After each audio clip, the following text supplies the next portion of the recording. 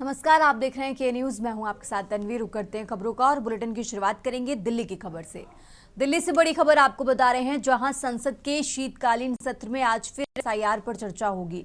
तो लोकसभा में चुनाव सुधार पर कल 6 घंटे चर्चा हुई थी। गृह मंत्री अमित शाह चुनाव सुधार पर चर्चा में भाग ले सकते हैं। तो आपको बता दें, बीते सोमवार को चुनाव सुधार चर्चा में अखिलेश और राहुल गांधी बोले थे। तो संसद में आज फिर एसआईआर पर चर्चा होगी। दिल्ली से ये बड़ी खबर आपको बता रहे हैं, जहां आज एक बार फिर से संसद में एसआईआर पर चर्चा होगी। गृह मंत्री अमित शाह चुनाव सुधार पर चर्चा में भाग ले सकते हैं। तो आपको बता दें, बीते सोमवार को चुनाव सुधार चर्चा में बोले थे राहुल गांधी और अखिलेश यादव, और आज एक बार फिर से संसद में एसआईआर पर चर्चा होगी। दिल्ली से ये बड़ी खबर आपको बता रहे हैं, जहां संसद में आज फिर एसआईआर पर चर्चा होगी। गृह मंत्री अमित शाह चुनाव सुधार पर चर्चा में भाग ले सकते हैं। आपको बता दें, बीते सोमवार को चुनाव सुधार चर्चा में राहुल गांधी और अखिलेश यादव बोले थे, और आज एक बार फिर से संसद में एसआईआर को लेकर चर्चा होगी। तो दिल्ली से ये बड़ी खबर आपको बता रहे हैं, संसद में आज फिर एसआईआर पर चर्चा होगी।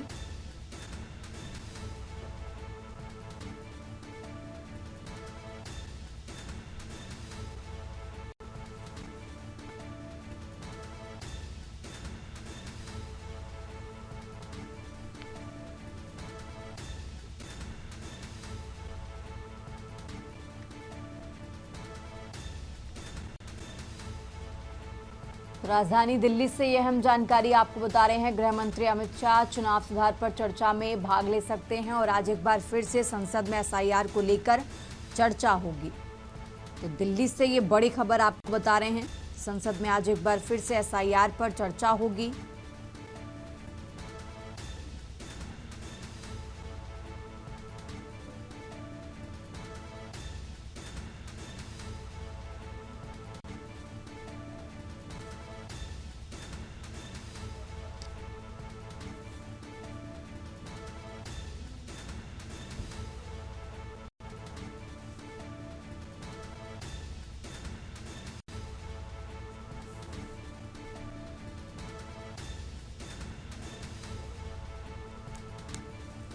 गृह मंत्री अमित शाह चुनाव सुधार पर चर्चा में भाग ले सकते हैं। दिल्ली से ये बड़ी खबर आपको बता रहे हैं, और इसी खबर पर ज्यादा जानकारी के लिए हमारे साथ दिल्ली से विशेष संवाददाता अखिलेश जी जुड़ चुके हैं। अखिलेश जी, आज संसद एक बार फिर से एसआईआर को लेकर चर्चा होने वाली है।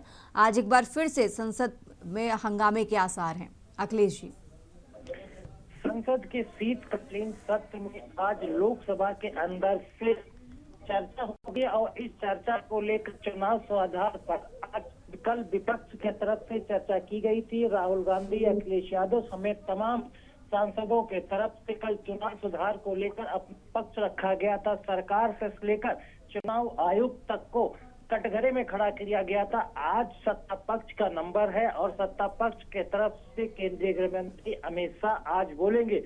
और जब आज लोकसभा में शीतकालीन सत्र के दौरान जब चुनाव सुधार पर चर्चा का मौका सरकार को मिलेगा, कल हुई 6 घंटे की चर्चा के बाद आज सत्ता पक्ष के बाद कई सांसद बोल सकते हैं, लेकिन इसकी शुरुआत केंद्रीय गृह मंत्री अमित शाह करेंगे।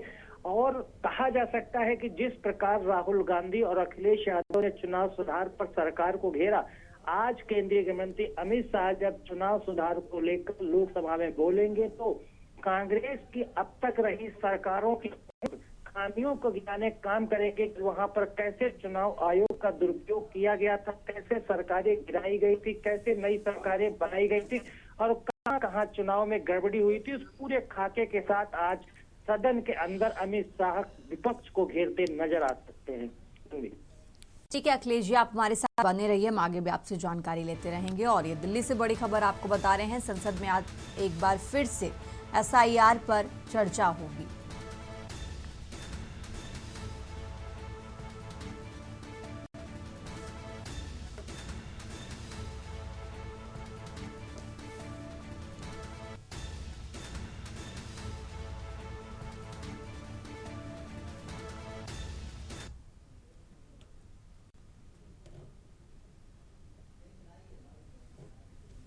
आगे बढ़ते हैं खबरों में। दिल्ली से एक और बड़ी खबर आपको बता रहे हैं। पीएम की अध्यक्षता वाली 3 सदस्यीय कमेटी की आज बैठक होगी।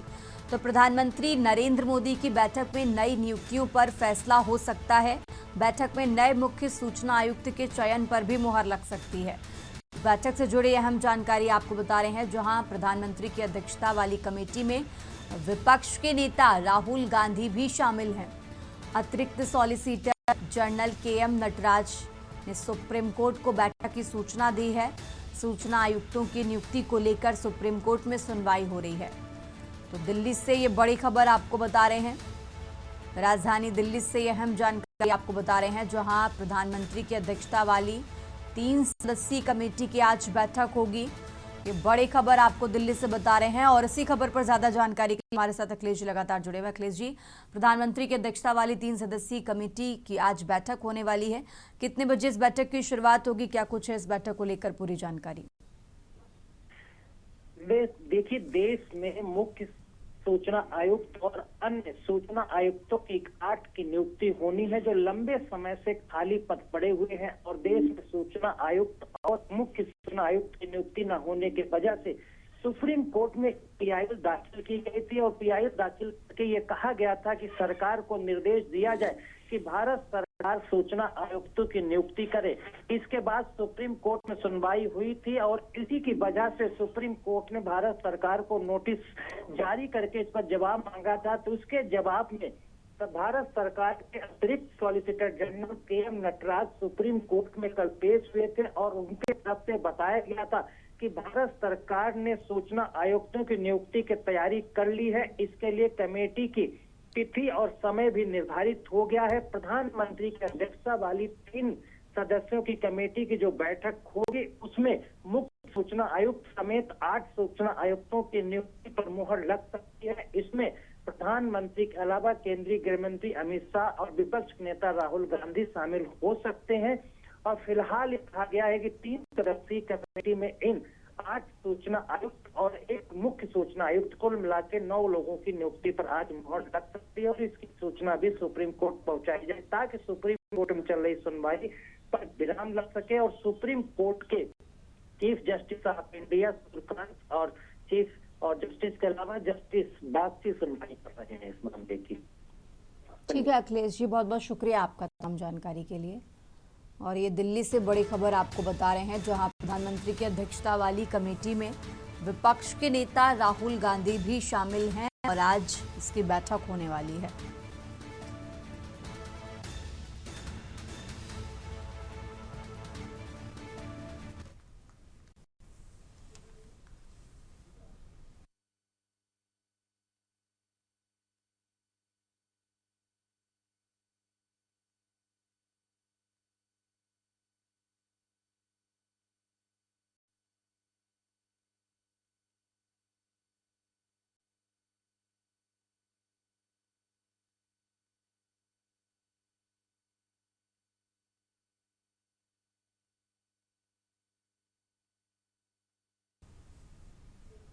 और अब आगे बढ़ते हैं खबरों में। दिल्ली से एक और बड़ी खबर आपको बता रहे हैं, जहां टीएमसी पश्चिम बंगाल में प्रदर्शन करेगी आज। तो पीएम मोदी ने संसद में बंकिम चंद्र चटर्जी को कहा था बंकिम दा। तो बंकिम चंद्र चटर्जी को बंकिम दा कहने पर सियासी बवाल मचा है। दिल्ली से खबर आपको बता रहे हैं, जहां टीएमसी ने बंकिम दा कहने पर पश्चिम बंगाल का अपमान बताया है। टीएमसी अपने प्रदर्शन में प्रधानमंत्री मोदी से माफी की मांग करेगी और आजादी को लेकर टीएमसी पश्चिम बंगाल में प्रदर्शन करेगी। तो दिल्ली से बड़ी खबर आपको बता रहे हैं, जहां टीएमसी पश्चिम बंगाल में आज प्रधानमंत्री को लेकर विरोध प्रदर्शन करेगी। तो टीएमसी ने बंकिम दा कहने पर पश्चिम बंगाल का अपमान बताया है। बंकिम चंद्र चटर्जी को बंकिम दा कहने पर सियासी बवाल मचा है और इसी को लेकर आज टीएमसी पश्चिम बंगाल में विरोध प्रदर्शन करने वाली है। और इसी खबर पर ज्यादा जानकारी के हमारे साथ अखिलेश जी लगातार जुड़े हुए हैं। अखिलेश जी, इस तरीके से प्रधानमंत्री से माफी की मांग करेगी टीएमसी और इसी को लेकर आज विरोध प्रदर्शन किया जाएगा, क्या कुछ है इसको लेकर पूरा अपडेट आपके पास? देखिए तन्वी, पश्चिम बंगाल में विधानसभा चुनाव के होने में भले ही कुछ महीने का वक्त बचा हो, लेकिन जिस तरह से तृणमूल कांग्रेस पार्टी के तरफ यानी ममता बनर्जी की पार्टी टीएमसी की तरफ से आज पूरे पश्चिम बंगाल में विरोध प्रदर्शन का आयोजन किया जा रहा है। टीएमसी के सभी पदाधिकारियों कार्यकर्ताओं को आज ये सूचित किया गया है कि सभी को प्रधानमंत्री नरेंद्र मोदी के खिलाफ पूरे प्रदेश में धरना प्रदर्शन विरोध जताना है और पश्चिम बंगाल की अस्मिता से जोड़कर बंकिम दा कहा था प्रधानमंत्री नरेंद्र मोदी ने संसद भवन में जब वो चर्चा के दौरान भाषण दे रहे थे, उस दौरान उन्होंने बंकिम चटर्जी जो राष्ट्रीय गीत लिखने वाले वंदे मातरम, उसकी चर्चा के दौरान जब कहा गया था तो ममता बनर्जी ने कल एक जनसभा को संबोधित करते कहा था कि प्रधानमंत्री ने बंकिम चंद्र चटर्जी जो बिहार की अस्मिता और सम्मान से जुड़ा हुआ एक नाम है, उसको बंकिम दा कह के अपमान किया है। इसके विरोध में कल ही ममता बनर्जी ने ऐलान कर दिया गया था कि पश्चिम बंगाल की अस्मिता से खिलवाड़ करने वाले प्रधानमंत्री नरेंद्र मोदी को पश्चिम बंगाल की जनता से माफी मांगनी चाहिए। फिलहाल प्रधानमंत्री के तरफ से कोई जवाब न आने के बाद आज टीएमसी के तरफ से पूरे प्रदेश में विरोध प्रदर्शन का आयोजन किया गया। इस विरोध प्रदर्शन के दौरान ये मांग की जाएगी कि पश्चिम बंगाल की जनता की अस्मिता से जुड़े हुए सम्मान को लेकर प्रधानमंत्री नरेंद्र मोदी को माफी मांगनी चाहिए। अगर वो माफी नहीं मांगते हैं तो टीएमसी इसी तरह से पश्चिम बंगाल के अंदर विरोध प्रदर्शन करती रहेगी जब तक पश्चिम बंगाल की जनता की अस्मिता से जुड़े हुए सम्मान को वापस नहीं ले आती है। फिलहाल ये देखना होगा कि ये राजनीतिक बवाल कब तक चलता है। फिलहाल ये कह सकते हैं कि विधानसभा चुनाव के वजह से और आगामी कुछ दिनों में वहां विधानसभा चुनाव होना है तो इस तरह के कई मुद्दे राजनीतिक मुद्दे जरूर बनेंगे, भले ही वो संसद के अंदर उन पर कुछ बोला गया हो। ठीक है अखिलेश जी, आप हमारे साथ बने रहिए, हम आगे भी आपसे अपडेट लेते रहेंगे। और ये दिल्ली से बड़ी खबर आपको बता रहे हैं, राजधानी दिल्ली से अहम जानकारी आपको बता रहे हैं, जहां पश्चिम बंगाल में आज टीएमसी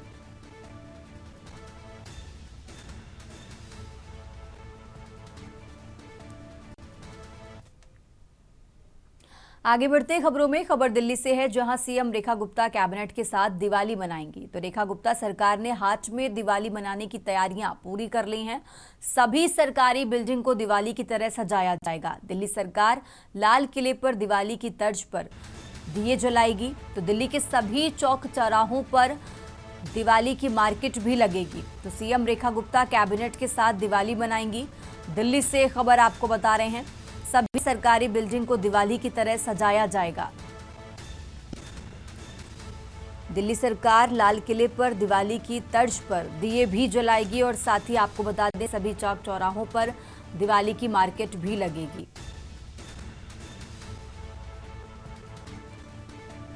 तो राजधानी दिल्ली से खबर आपको बता रहे हैं, सभी सरकारी बिल्डिंग को दिवाली की तरह सजाया जाएगा और इसी के साथ दिल्ली सरकार लाल किले पर दिवाली की तर्ज पर दिए भी जलाएगी। तो दिल्ली के सभी चौक चौराहों पर दिवाली की मार्केट लगेगी।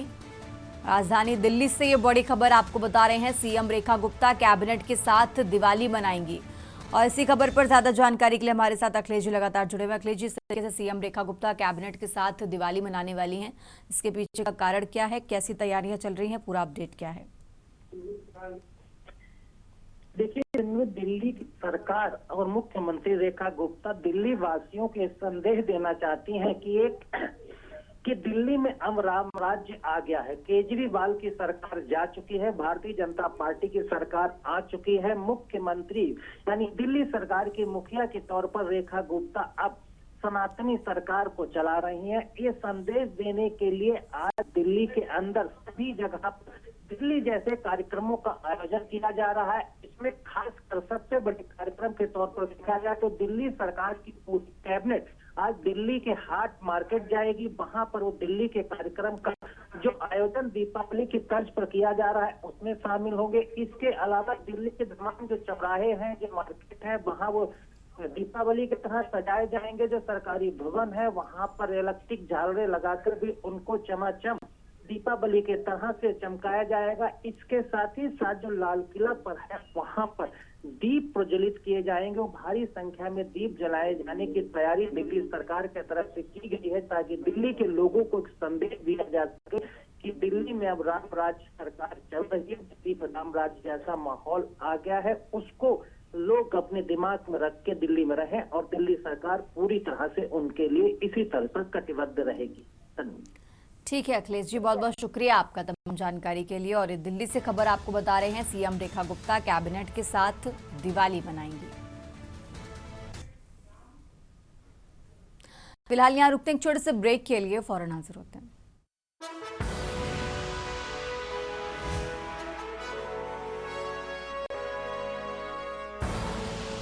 आप देख रहे हैं के न्यूज, खबरों का साथ। ब्रेक से वापस आ चुके हैं, रुक करते हैं खबरों का। बात कर रहे हैं रायबरेली की। रायबरेली से खबर आपको बता रहे हैं, जहां ठंड से बचाव के लिए रैन बसेरे बनाए गए हैं। 2 स्थायी व 4 अस्थायी बनाए गए रैन बसेरे देर रात ईओ नगर पालिका स्वर्ण सिंह ने निरीक्षण किया। तो रैन बसेरे में मिलने वाली सुविधाओं का जायजा भी लिया है। रायबरेली से खबर आपको बता रहे हैं, रैन बसेरे में पानी, गुड़, अलाव की व्यवस्था दिखी। लोगों से पूछताछ के बाद रैन बसेरे में एंट्री दी जा रही है। महिलाओं के लिए अलग व्यवस्था बनाई गई है। रायबरेली से खबर आपको बता रहे हैं, जहां नगर पालिका परिषद ने 6 रैन बसेरे बनवाए।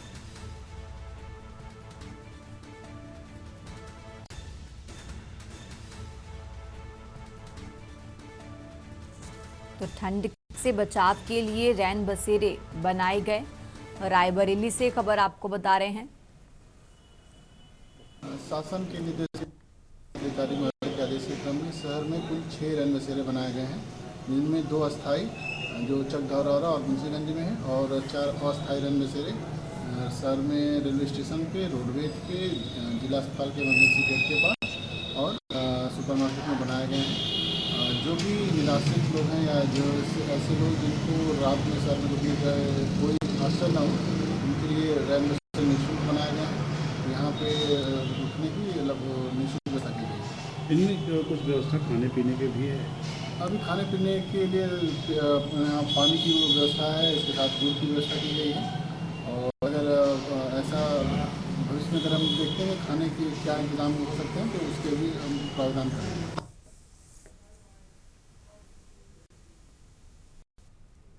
और अब बात कर रहे हैं लखनऊ की, जहां उत्तर प्रदेश में घुसपैठियों की बनेगी बायोमेट्रिक प्रोफाइल। डिटेंशन सेंटर में रखे जाने वालों का नाम लिस्ट में रखा जाएगा। पहले से घुसपैठिए दोबारा शरण नहीं ले पाएंगे। तो मुख्यमंत्री ने तकनीक के प्रयोग पर जोर दिया है। फर्जी पहचान पत्र व फर्जी सरकारी दस्तावेज की भी अब जांच होगी। पिछला रिकॉर्ड निकालकर फर्जी दस्तावेज के खिलाफ कार्रवाई होगी। तो बायोमेट्रिक प्रोफाइल में फिंगरप्रिंट व चेहरे की भी पहचान होगी। लखनऊ से खबर आपको बता रहे हैं, जहां मुख्यमंत्री ने तकनीक के प्रयोग पर जोर दिया है। तो लखनऊ से यह अहम जानकारी, पिछला रिकॉर्ड निकालकर फर्जी दस्तावेज के खिलाफ भी कार्रवाई होगी। बायोमेट्रिक प्रोफाइल में फिंगरप्रिंट व चेहरे की भी पहचान होगी। लखनऊ से खबर आपको बता रहे हैं, जहां उत्तर प्रदेश में घुसपैठियों की बायोमेट्रिक प्रोफाइल बनेगी। तो उत्तर प्रदेश में घुसपैठियों की बायोमेट्रिक प्रोफाइल बनेगी।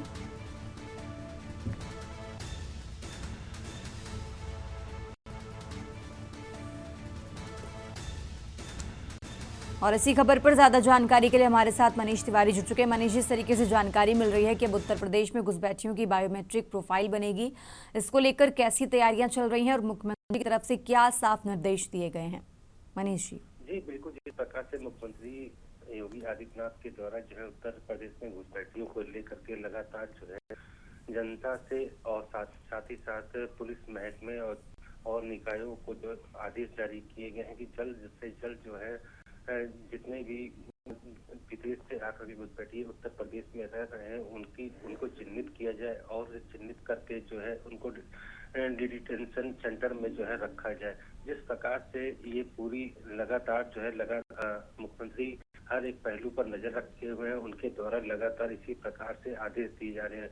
जिस प्रकार से यूपी में घुसपैठियों की बनेगी बायोमेट्रिक प्रोफाइल, उनकी बायोमेट्रिक प्रोफाइल को बनाया जाएगा। देश भर में लिस्ट को जो है शेयर किया जाएगा या उत्तर प्रदेश के प्रशासनिक अधिकारियों के द्वारा पहल घुसपैठियों को दोबारा नहीं ले पाएंगे शरण में, जिससे कि उनकी बायोमेट्रिक प्रोफाइल बनने के बाद वो दोबारा जो है उत्तर प्रदेश में प्रवेश नहीं कर पाएंगे। तकनीकी प्रयोग का पर पूरा जोर दिया जा रहा है। तो जिस प्रकार से देखा जाए कि घुसपैठियों की तलाश की जाएगी, तलाश करने के बाद उनका लिस्ट जो है सभी राज्यों, देश भर में जो भेजा जाएगा, बायोमेट्रिक तैयार किया जा रहा है। बायोमेट्रिक हम जो सेंटर है वहां पर इन बायोमेट्रिक वहां पर लगाए जाएंगे, जिससे जिन सेंटरों में जो है करीब 15,000 से करीब जो है वहां पर महिला पुरुष जो विदेशी घुसपैठिए यहाँ पर पाए जाएंगे उनको रखा जाएगा। इस प्रकार से देखा जाए तो पूरे उत्तर प्रदेश में जो है दर्जनों जो है सेंटरों का बनाने की प्रक्रिया चालू कर दी गई है। मॉडल तैयार कर लिए गए हैं, जहां पर सरकारी आवास खाली पड़े हुए हैं तो वहां पर ये सेंटर बनाए जाएंगे और बायोमेट्रिक का जो है प्रयोग किया जाएगा उनकी, जिससे कि वो दोबारा जब भी यहाँ पर उत्तर प्रदेश में अगर घुसने का प्रयास भी करें तो घुस ना सके। तो कह सकते हैं कि पूरे घुसपैठियों को लेकर के जो है फर्जी पहचान पत्र, फर्जी सरकारी दस्तावेज की भी पूरी तरीके से जांच चल रही है और इसी के आधार पर घुसपैठियों को जो है तलाश किया जा रहा है। अब ये देखना है कि ये प्रक्रिया कब तक पूरी होती है। जी ठीक है मनीष जी, बहुत बहुत शुक्रिया आपका तमाम जानकारी के लिए।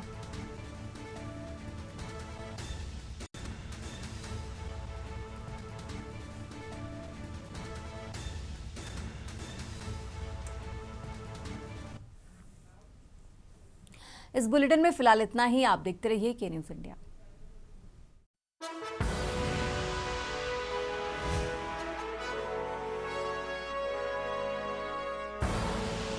आप देख रहे हैं के न्यूज़, खबरों का